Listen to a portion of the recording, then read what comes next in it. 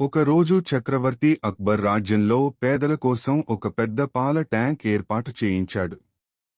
రాజ్యంలో ఉన్న ప్రతి పౌరుడు రాత్రి సమయంలో ఒక కుండ నిండా పాలు తీసుకువచ్చి ఆ ట్యాంక్లో పోయాలని ఆజ్ఞ ఇచ్చాడు. ప్రతి ఒక్కరూ కొంచెం సహాయం చేస్తే పేదలకు ఎంతో ఉపయోగపడుతుంది అని అక్బర్ ప్రకటించాడు. ఆ రాత్రి ప్రజలు ఒక్కొక్కరుగా ట్యాంక్ దగ్గరకు వచ్చారు. కాని చాలామంది మనసులో ఒకే ఆలోచన వచ్చింది.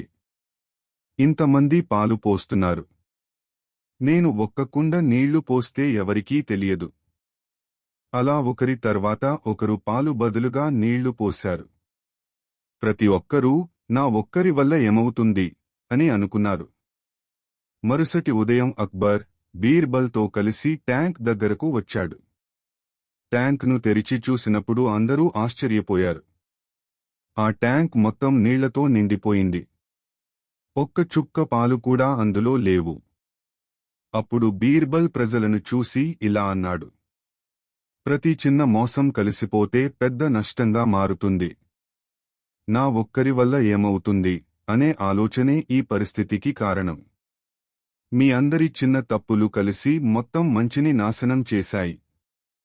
అది విన్న ప్రజలు సిగ్గుతో తలదించుకున్నారు. తమ బాధ్యతను నిర్లక్ష్యం చేయడం ఎంత పెద్ద తప్పో వారికి అర్థమైంది. నీతి: ప్రతి వ్యక్తి బాధ్యత ఎంతో ముఖ్యం.